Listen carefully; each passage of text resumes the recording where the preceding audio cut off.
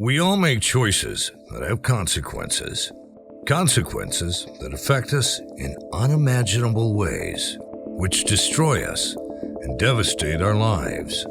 God finds us in the deepest, darkest shadows of our consequences to show us hope, healing, and a plan for our lives.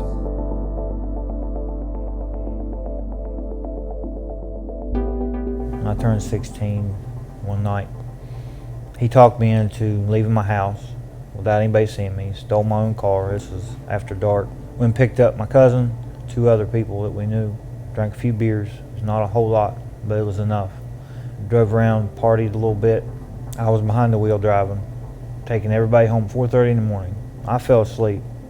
I ran off the road, hit a tree head on at 70 miles an hour, and my friend ended up losing his life in that wreck. A lot of people looked at me as I was a murderer and a killer. I had a lot of fingers pointed at me. And me trying to be a people pleaser throughout my whole life, I backed into a hole. I turned to selling marijuana to fit in. I was like, okay, if I sell marijuana, I'm going to get people just wanting to be around me. I was put on juvenile probation for my friend's death. I was off of probation for 24 days and got arrested by the state for selling marijuana. Became addicted to pain medication.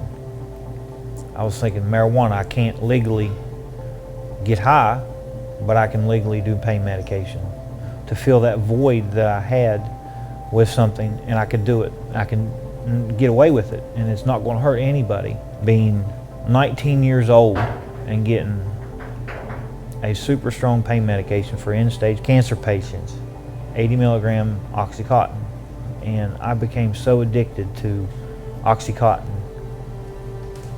Loved to work, so having that pain medication in me, not feeling any pain, I would work extra hours, earn extra credit from the bosses. I went up the corporate ladder quick in construction.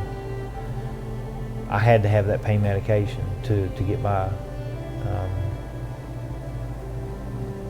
I remember taking my tools that I'd worked so hard for, taking to the pawn shop and get some money to go get some pain medication, to where I was spending over $100 a day, completely wrapped up into serving pain medication. That was my idol. I ended up stealing checks.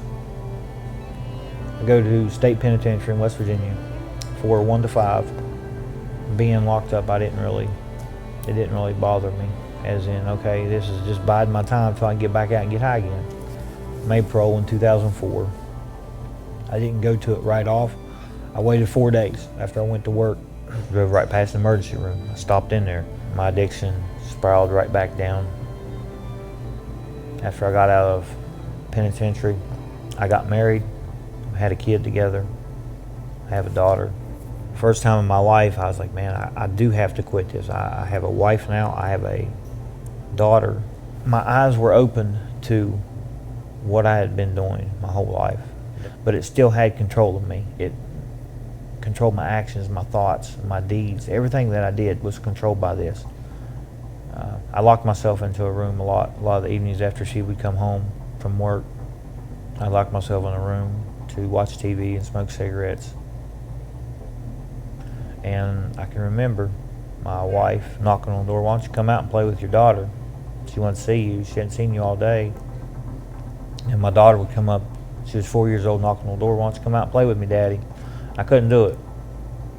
I just had no desire to be around anybody.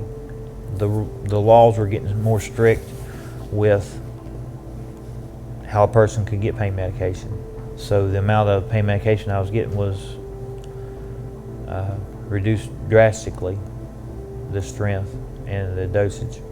A whole month's of supply would last 4 days. I remember praying to God, whatever it takes. And I was completely serious about it, because I had gotten to the point where I was homeless. I didn't have anywhere to stay at times, didn't have a place to go and eat, didn't have anybody. I wasn't allowed in certain people's houses because all the bridges that I burnt. I remember praying that, this is enough, God help me. And a little over 12 hours later, I was arrested. And I didn't feel bad. I felt like, okay, this is where I'm going. You know, I don't feel too awful bad. I'm not hurting too awful bad. And this is where God started working back in my life. I slowly worked back into praying and ended up talking to Dave Sneed because I knew this program worked. I knew what it was about. I knew that's where I needed to be in my life, was back with Christ, living for Him. I ended up coming here to this program, getting plugged back in, started praying again, reading, actually having this time a true desire to want to serve Him. I got rid of myself. That was something that my whole entire life I had served was myself. My eyes were really open to the point that Jesus just wants my heart. God having a plan for my life this whole time. He has taken me through state prison, federal prison, shooting up all kinds of drugs, overdosing quite a few times, dying in car wrecks, trying to take my own life. The amount of times that I should have been dead. I've seen God working in my life so many times, over so many different circumstances throughout my life, by Him having His hand on me this whole time.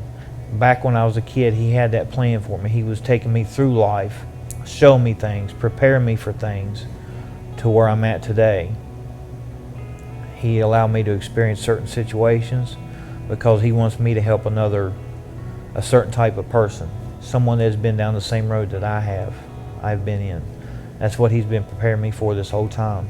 And I want to take what He's blessed me with and turn around and give it right back out to the ones that are hurting, because I understand the importance of pain and hurting that a person goes through, that they feel, that they're sitting in a room all alone and nobody's there to help them or comfort them. And the one that truly can comfort a person in those specific times of need is Jesus Christ. And it's only through the blood of Jesus Christ and what He did on the cross that all that's possible. That's how much God loved us.